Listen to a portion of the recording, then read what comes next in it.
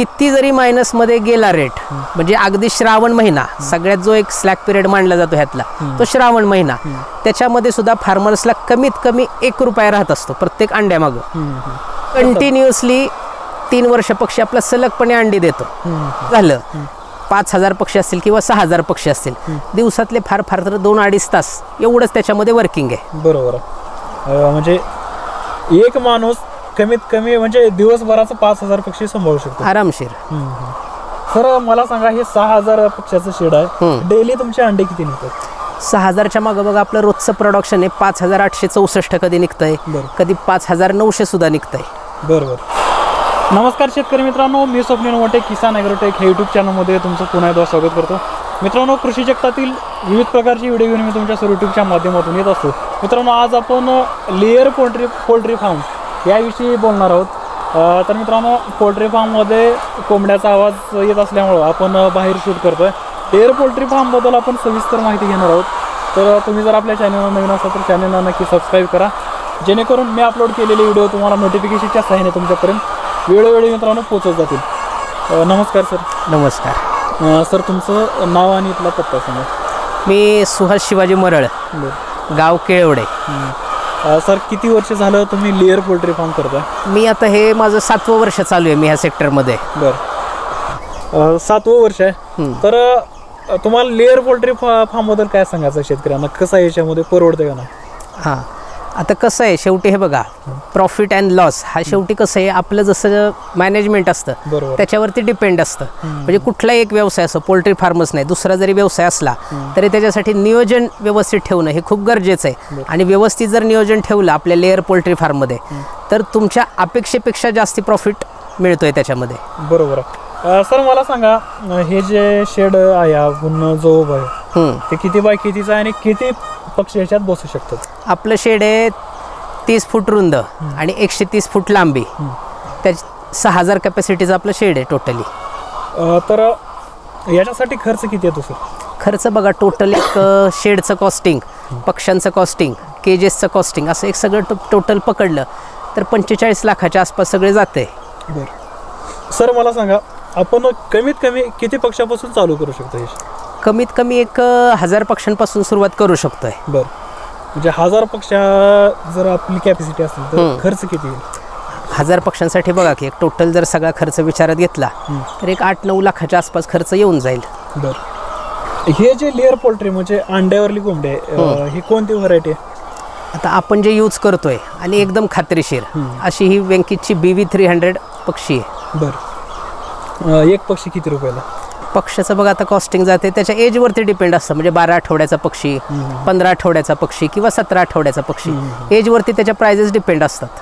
बरं, म्हणजे तरी आपण 15 आठवड्याचा रेग्युलर पक्षी जो असतो तो एक जातोय बघा एक 250 ते 255 रुपयाच्या आसपास बसते त्याचं कॉस्टिंग. बरं. तर आणल्या लगेच अंड्यावर येतो का किती दिवस लागते काय? तरी पक्षी आता शेवटी कसं आहे, सगळा भाग आहे तो मॅनेजमेंटचा आहे. व्यवस्थित जर मॅनेजमेंट असेल तर पक्षी आणल्या 1-1.5 आठवड्यामध्येच आला पाहिजे अंड्यावरती. म्हणजे तिथून आणल्यावर 1.5 आठवड्यामध्ये एक 2-4 दिवस लागतात आपल्या शेडमध्ये सेट व्हायला, कारण एक जागा सोडून आला दुसऱ्या ठिकाणी की 1-2-3 दिवस सेट होण्यासाठी लागतात. बरं. सर मला सांगा, हे 6,000 पक्ष्याचं शेड आहे, डेली तुमचे अंडे किती निघतात? 6,000च्या मागं बघा आपलं रोजचं प्रोडक्शन आहे 5,864 कधी निघतंय, कधी 5,900 सुद्धा निघतंय. बरोबर. म्हणजे आपल्या त्या खाद्याच्या मॅनेजमेंटनुसार. येस खाद्य आम्ही एकदम चांगल्या क्वालिटीचं यूज करतोय, त्याच्यामुळे प्रोडक्शनचा रिझल्ट सुद्धा 100%च्या आसपास. म्हणजे खाद्य कोण्या कंपनीचं वापरतो? खाद्य आपण आता वेंकीचं यूज करतोय आणि आता मी त्याला पर्यायी मी स्वतःचं फीड मिल टाकलेली आणि आता स्वतःच खाद्य तयार करतोय. त्याच्यापासून काय रिझल्ट आला तुम्हाला? आपण जे स्वतः तयार करतोय खाद्य वेंकीचा जो फॉर्म्युला यूज करून, त्यानं सुद्धा प्रोडक्शनची जी 1% आहे ती व्यवस्थित राहते. 95%च्या पुढेच प्रोडक्शन राहतंय. बरोबर. समजा माझ्याकडे सर 1,000 पक्षी आहेत, त्यांना रोज खाद्य किती लागते? आता कसं आहे हे बघा, खाद्याचे जे आपण कंटेंट देत असतो पक्ष्यांना ते पर पक्षी 110 ग्रॅम ह्याप्रमाणे टाकत असतो 1,000 पक्ष्यांना डेली. जरा सर तुमच्या म्हणजे फार्मवरलं सकाळपासून ते संध्याकाळपर्यंत एक शेड्यूल सांगा, कशा पद्धतीनं काम चालतं ते सांगा. आणि अंडे कोण्या टायमाला काढता, बरं कोण्या टायमाला कलेक्शन करता, हे थोडं आता डेली रुटीन असं आहे आपलं, आपल्या शेडवरती 6000चा शेड 2 लेबर बघतात आणि सकाळी ते 6 वाजता शेडवरती तयार असतात. 6 वाजता खाद्य टाकतात ते आणि खाद्य टाकून झालं इमिजिएटली की हा डोर आपला बंद होतो, मेन डोर. कारण 7 नंतर ते 12 वाजेपर्यंत 7 ते 12 हा पक्ष्यांचा अंडी द्यायचा पिरियड असतो. त्याच्यामुळं पक्ष्यांना डिस्टर्ब नको, त्यामुळं हा डोर आपण बंद ठेवतो. बंद ठेवायचं. त्याच्यानंतर लेबर्स आपले येतात एक 2च्या आसपास आणि 2 वाजता दुपारी कलेक्शनला सुरुवात करतात अंडी उचलायला. अंडी वगैरे उचलून झाली की जिथे पक्ष्यांच्या समोर खाद्य असतं खाद्यावरती हात मारतात आणि नॉर्मल जी काही साफसफाई असेल त्या पिरियडमध्ये ते करून घेत असतात. तरी सर मला सांगा, म्हणजे एक सांगायचं जर झालं 5000 पक्षी असतील किंवा 6000 पक्षी असतील, दिवसातले फार फार तर 2-2.5 तास एवढंच त्याच्यामध्ये वर्किंग आहे. बरोबर. म्हणजे एक माणूस कमीत कमी म्हणजे दिवसभराचं 5000 पक्षी सांभाळू शकतो आरामशीर. तरी सर खाद्य तुम्हाला डेली किती लागतं आता यांना? खाद्य बघा की आपण काय करूयात, 1000 पक्ष्यांचं शेतकऱ्यांना पण समजेल. बरं, किती खाद्य लागतं 1000 पक्ष्यांसाठी? 1000 पक्ष्यांसाठी बघा की एक 50-50 किलोच्या बॅग असतात. असं जवळजवळ एक 2.5 बॅग लागते daily. Daily 2.5 bag. Daily 2.5 bag. मग 1000 पक्ष्यामधून सर कमीत कमी 900 तर अंडे निघतात. आरामशीर निघतायत. बरोबर. तर मला सांगा सर, 900 अंड्यामधून आता आजचं जर मार्केट धरलं तर 4-5 रुपये आहे, 4.5 रुपये आहे, तर जवळपास 4,500 रुपये होतात. येस. खर्च म्हणजे जाऊन साधारणतः डेली 1000 पक्ष्यामध्ये मागे किती रुपये राहतात? आता बघा की रोजचं खाद्याचाच खर्च येतोय जवळजवळ एक, आता कसं आहे खाद्याचं बॅगचं सुद्धा जरा कॉस्टिंग वाढले, पण एक सरासरी जर विचार केला तर 1200 रुपयाच्या आसपास बॅग पडतात. अशा आपल्याला 2.5 बॅग लागतात. म्हणजे ते 2400 आणि हे 600, असं जवळजवळ 3000चं डेली खाद्य लागतंय. आणि अंडी तुमची जरी 1000 पक्ष्यांमागं 900-950 निघाली आणि एक टेंटेटिव्हली रेट 4.5 रुपये जर पकडला तर बघा जवळजवळ एक आजच्या रेट प्रमाणे जर विचार केला, आजचा रेट आहे 5 रुपये, तर 4500 अंडी सेल करून मिळत आहेत. आणि तुमचं खाद्याचं जे जातंय ते करून एकदम चांगल्या प्रकारचा बेनिफिट फार्मर्सला राहतोय. फार्मर्सच्या अपेक्षेपेक्षा चांगला बेनिफिट राहतो. 1000 रुपये तर डेली राहतात. 100-1000 पेक्षा जास्ती राहतात. 1000-1500 रुपये तर आरामशीर राहतात. बरोबर. सर अजून एक तुम्हाला विचारायचं आहे, ज्यावेळेस आपण पक्षी टाकू 1.5 आठवड्यानंतर चालू होतो माल, चालू झाल्यापासून किती वर्ष चालतो हा माल? आता कसं आहे, एक महाराष्ट्रातले आपले जे फार्मर्स आहेत, काय फार्मर्स 1.5 वर्षापर्यंत चालवत आहेत लॉट.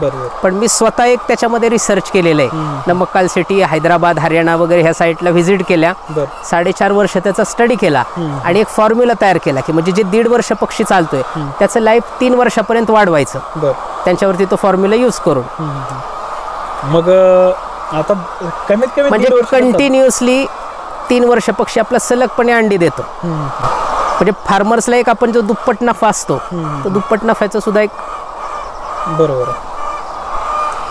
सर मला काय म्हणायचं आहे, ब्रॉयलरच्या कंपॅरिझन हा पक्षी रोगाला बळी पडतो का नाही ते सांगा. बॉयलरचं कसं आहे, बॉयलर जी जाते त्याच्यावरती सगळ्यात जास्ती रोगराईचं प्रमाण हे होतं. आणि आपला लेअर जो आहे, लेअर पक्षाची जी इम्युनिटी सिस्टीम आहे ती एकदम स्ट्रॉंग आहे, त्याच्यामुळे जास्ती काही रोगाचा प्रादुर्भाव या पक्षावरती होत नाही. पण तरी प्रिकॉशन घेणं ही आपली फार्मरची जबाबदारी आहे. तरी लसीकरण वगैरे कोणते आहेत, काय काय देतात तुम्ही? आता लसीकरण, मेन जे लसीकरण असतं ते ND, VVND हे लसीकरण करून घ्यावं लागतं 19 ते 21व्या आठवड्यामध्ये पक्ष्यांना. आणि बाकीचे जे वॅक्सिन असतात ते आपण पाळण्यातून त्यांना देत असतो 1.5 महिन्याच्या गॅपनं. बरोबर. सर तुम्हाला काय वाटतं, म्हणजे लेयर पोल्ट्री फार्मकडं वळावं का ब्रॉयलर, दोन्हीपैकी कोणतं परवडतं? आता कसं आहे हे बघा, एक डिफरन्स जर सांगायचा म्हटला तर बॉयलरचं जे पोल्ट्री फार्म आहे तो जातो एक 45 दिवसाचा लॉट असतो. 45 दिवसामध्ये तो पक्षी व्यवस्थित वेट करून तो आपल्याला सेल करायचा असतो. ओके. आणि हा जो लेअरचा असतो तो आपण 3 वर्ष कंटिन्यू चालवत असतो. बॉयलरमध्ये कसं आहे, पहिल्या दिवसापासून एवढे स्ट्रगल आहेत अगदी 45व्या दिवसापर्यंत. बरोबर. तसं लेअरचं कसं आहे, एक स्पेसिफिकच तुम्हाला डेली फक्त खाद्य प्रोव्हाइड करायचंय आणि अंडी कलेक्शन करायचे, ह्याच्या व्यतिरिक्त त्याच्यामध्ये काही वर्किंग नाहीये. बरोबर. आणि हा जो जाणार आहे तुमचा 1.5 महिन्यामध्ये लॉट जाणार आहे. आणि एक फायनान्शियली जर विचार केला त्याचा तर बॉयलरचं जे शेड आहे एका लॉट मागं, म्हणजे तुमचे सपोज 6000 पक्ष्यांचं बॉयलरचं शेड आहे आणि 6000चं लेअरचं शेड आहे, तर त्या 45 दिवसामध्ये एक फायनान्शियली विचार केला तर बॉयलरमध्ये तुम्हाला 45 ते 50 हजार रुपये मिळतात 1.5 महिन्यामध्ये. आणि लेअरचा जर विचार केला तर इथं तुमची कमाई लाखोमध्ये असते. बरोबर. त्याच्यामुळं कमी वर्किंग विथ जास्ती बेनिफिट, त्याच्यामुळे लेअर सेक्टर हा सगळ्यात बेस्ट सेक्टर आहे. बरोबर. सर समजा 5,000 पक्षी मला ठेवायचे, किती गुंठे जमीन शेतकऱ्याची जाते? 5,000 पक्ष्यांसाठी बघा की 1 स्क्वेअर फीट एका पक्षासाठी असं जवळजवळ 5-5.5 गुंठे लागतात त्याच्यासाठी. आणि थोडं शेड जरा स्पेसियस असलेलं कधीही चांगलं. बरोबर. म्हणजे मी एक असं सांगू इच्छिल की आपले जे मराठी तरुण आहेत, आता एक कसं झालेलं आहे, एक मध्ये कोरोना आला, कोरोनामुळे बरेच लोक जॉबलेस झालेले आहेत आणि बरेच युवक तरुण वगैरे असं एक ते जॉबलेस झाल्यामुळे एक थोडासा मानसिक स्ट्रेस असतो, त्याच्यामुळे कोण डिप्रेशनमध्ये जातं, कोण काहीतरी ताण घेत असतं. तर अशा युवकांना मी सांगू इच्छिल की असं काही न करता तुम्ही जॉब जॉब जॉब हा डोक्यातून विचार काढून एक बिझनेसकडे वळा. बरोबर. म्हणजे तो कुठलाही बिझनेस असो, आपला लेअरचा पोल्ट्री सेक्टर असो किंवा मग दुसरा कुठलाही असो, एक मन लावून जर तुम्ही व्यवस्थित केलं, व्यवस्थित जर प्रॉपर त्याच्यामध्ये मॅनेजमेंट ठेवलं तर अगदी 100% तुम्हाला व्यवस्थित अगदी यशाच्या मार्गावरती चालाल. बरोबर. सर खाद्य किती टाइम टाकायचं? सकाळी आता खाद्याचा जो टायमिंग आहे, आता महाराष्ट्रामध्ये जे फार्मर्स खाद्याचा जो रेग्युलर टायमिंग असतो ते 2 टायमिंगमध्ये टाकतात. पण मी जे टाकतो खाद्य ते एकदाच पक्ष्यांना प्रोव्हाइड करतोय. कारण एक स्पेसिफिक खाद्य जे असतं, पक्षी भूक लागेल असं तो उचलत असतो. आणि बरोबर 110 ग्रॅम जे आपण खाद्य टाकतो त्यातलं 55 ग्रॅम 50 ग्रॅम जे खाद्य आहे ते अंड तयार होण्यासाठी लागतं. आणि डेली अंड प्रोव्हाइड करायचं आहे पक्षाला. त्याच्यामुळे उरलेलं जे खाद्य आहे ते त्याचं बॉडी मेंटेन ठेवायसाठी, म्हणजे पक्षी हेल्दी सुद्धा राहिला पाहिजे व्यवस्थितपणे. बरोबर. सर म्हणजे अंडे कमी जास्त जे होत आहेत, जर समजा माझ्याकडे 1,000 पक्षी आहेत, 200-300 अंड्याची तुटी येते, त्याच्या मागचं काय कारण? आता एक त्याचं रिझन असं, जर नॅचरल जर काही क्लायमेटमध्ये चेंजेस झाले, म्हणजे अचानक सपोज उन्हाळा चालू आहे आणि त्याच्यामध्ये जर एकदम ढगाळ वातावरण झालं तर नॉर्मली थोडा इफेक्ट आपल्या हेल्थवरती जसा फरक पडतो तसं नॉर्मली पक्ष्यांवरती सुद्धा पडत असतो. 2-3 दिवसामध्ये ते कव्हर होतात. पण बाय चान्स जर चुकून आपल्याकडनं एखादं मेडिसिन जास्ती प्रमाणामध्ये गेलं किंवा दुसरं काही चूक झाली आणि त्यानं जर तुमचं प्रोडक्शन रिव्हर्स झालं तर त्याच्यासाठी दुसरं ते मेडिसिन कव्हर करता येतात. बरोबर. सर मला सांगा, ह्या 3 ऋतूपैकी मला लॉट भरायचा आहे, कोण्या लॉट ऋतूमध्ये लॉट भराव? शक्यतो एक थंडीच्या आधीचा जो महिना आहे, थंडी सुरू व्हायच्या त्यामध्ये भरलेलं कधीही बेटर.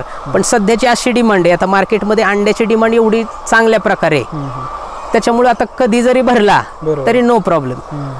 आणि हा लेअर सेक्टर एक असा बिझनेस आहे, एक फ्युचरचा जरी विचार केला तरी एक शुअर बिझनेस आहे, खात्रीशीर. बरोबर. म्हणजे कितीही रेट पडले तरी डेली 1,000 रुपये काय होणार राहतात. किती जरी मायनसमध्ये गेला रेट, म्हणजे अगदी श्रावण महिना सगळ्यात जो एक स्लॅक पिरियड मानला जातो ह्यातला, तो श्रावण महिना, त्याच्यामध्ये सुद्धा फार्मर्सला कमीत कमी 1 रुपया राहत असतो प्रत्येक अंड्यामागं. सर मला अजून एक तुम्हाला विचारायचं आहे. आता ब्रॉयलरचं कधी कधी काय होतं, लॉटच्या लॉट अख्खे अंगावर बसतात. येस, बरोबर आहे. 10-20 हजार, कधी कधी 50 हजार सर अंगावर बसतात.